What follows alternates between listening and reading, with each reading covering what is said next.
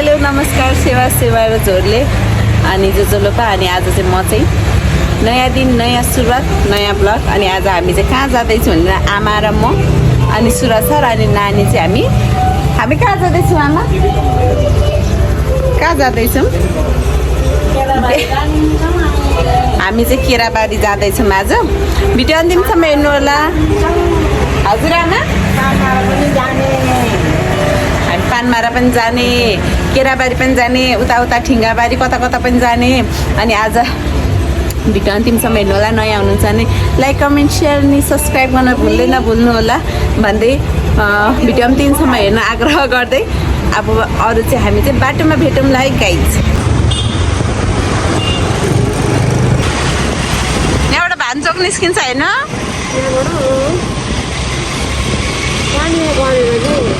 ए भानु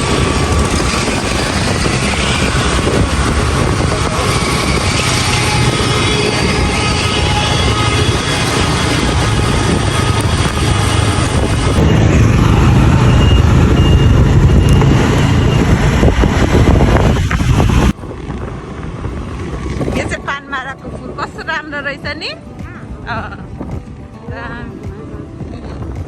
पानी बग्नु भए झन् दामी देखिन्छ रहेछ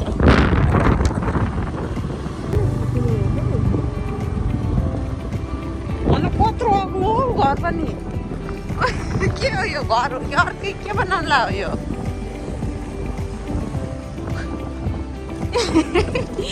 कत्रो ठुलो त नि हामी चाहिँ अब कोसिलहरू किनेर जाँदैछौँ बहिनीको घर नानीहरूलाई भेट्न भान्जीहरूलाई भेट्नलाई आमा र नानी चाहिँ यसरी अगाडि हुनुहुन्छ म र सुरज सर चाहिँ पछाडि हामीलाई बाटो थाहा छैन नि त त्यो भएको भएर निकै तल छ जस्तो लाग्यो धेरै पो तल आइसक्यौँ त हामी त कता हो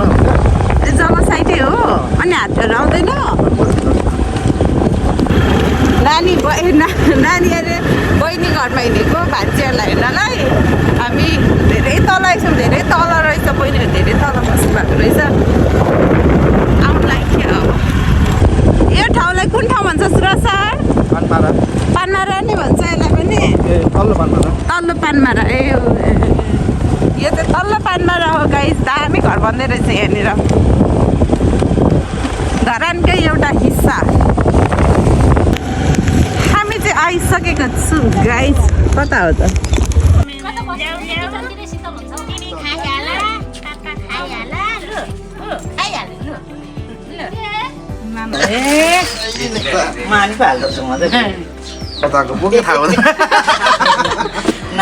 यता किन्न गयो भने फेरि यहाँ भान्जीले हेर्दै हुनुहुन्छ है फेरि सुरज सर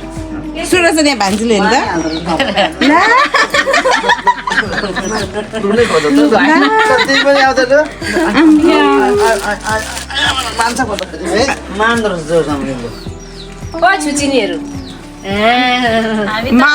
साँच्चै मामातिर मात्रै मानेको त कहाँ दुईवटा नानी अनि खानु जाने कुन चाहिँ झोलसँग चाहिँ नखानु थाहा छैन मलाई त त्यो त फ्रुट्सहरू है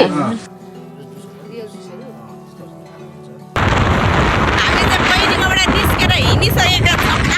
आमा र नानी चाहिँ पछाडि आउँदै हुनुहुन्छ अनि सुरज सर म अगाडि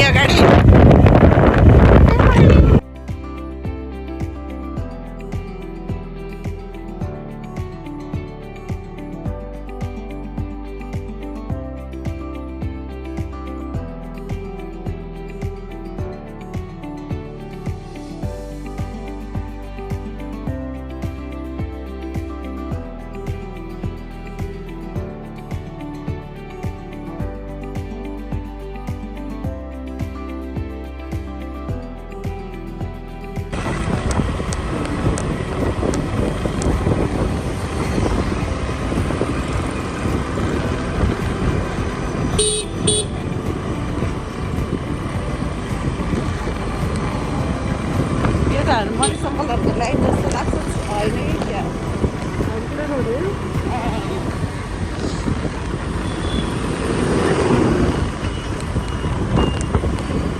आएको रहेन रहेछ अनि म चाहिँ अगाडि देख्नु पर्ने धनकुटे रोड खोपा जाने बाटो भन्छ होइन यसलाई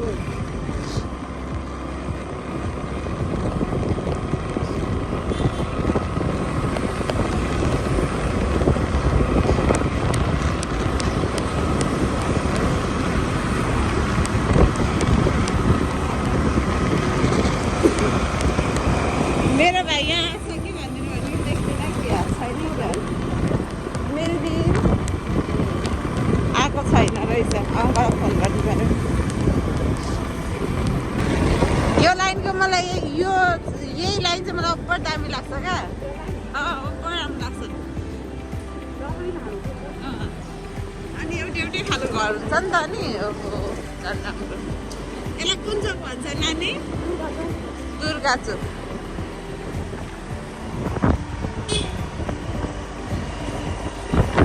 हामी चाहिँ अहिले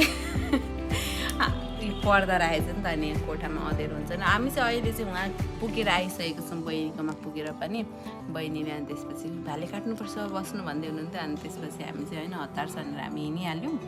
अनि त्यसपछि एकदम धेरै रमाइलो भयो आजको दिन पनि मेरो राम्रोसँग बित्यो बिहानै उठ्ने बित्तिकैदेखि त बनाउन सकिँदैन नि त सो छोटो मिठो हजुरहरूले मन पराइदिनुहुन्छ भन्ने आशा र अवश्य पनि अन्तिमसम्म भिडियो हेर्नुभएकोमा धेरै धेरै धन्यवाद अनि त्यसपछि like comment share and subscribe गर्न नभुल्नु होला नयाँ हुनुहुन्छ भने त झन् सब्सक्राइब गर्नु त झन् भुल्दै नभुल्नु होला भन्दै आजको लागि यति बाई बाई